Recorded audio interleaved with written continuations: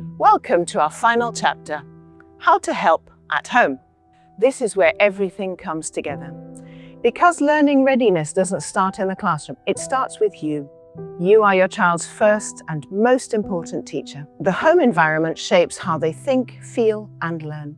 And the good news is, you don't need fancy tools or expensive programs. Just time, attention, and love. Here are some simple, powerful ways to support learning readiness at home.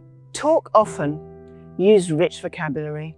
Ask open-ended questions. Read every day.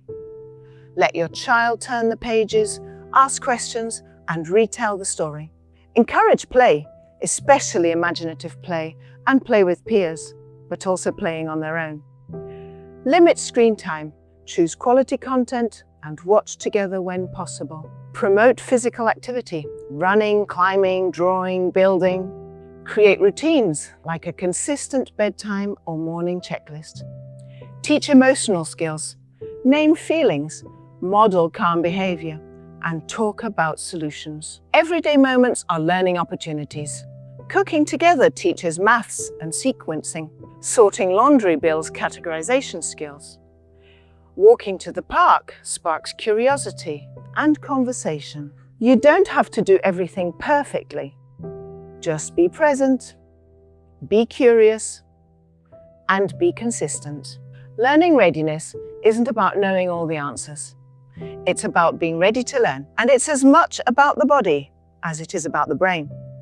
Let's break it down. Gross motor skills: running, climbing, jumping, balancing. Children need these to feel confident in their own bodies, to navigate playgrounds, and to handle the physical demands of school. In terms of fine motor skills, using pencils, cutting with scissors, threading beads, zipping up a jacket, they are all essential for writing. Drawing. Then there's the self-care and independence. Eating independently, drinking from a cup, toileting and washing hands by themselves. Dressing and undressing with minimal help. You might think, but isn't this stuff obvious? And sure, it seems small, but it builds a child's sense of competence and confidence. When a child can handle their body and take care of themselves, they walk into school feeling ready, not anxious or dependent. Also, don't shy away from letting your children take small, safe risks, like climbing trees, running on uneven ground, or meeting new children at the playground. These experiences teach resilience, problem solving, and adaptability. Let's step back and look at the big picture. You as a parent are your child's first and most important teacher. Here's an interesting fact. In 1 year, a child spends about 1,200 hours at school. That's a lot, but they spend over 7,000 hours at home. That means your influence shapes how they learn, how they grow, and how they develop.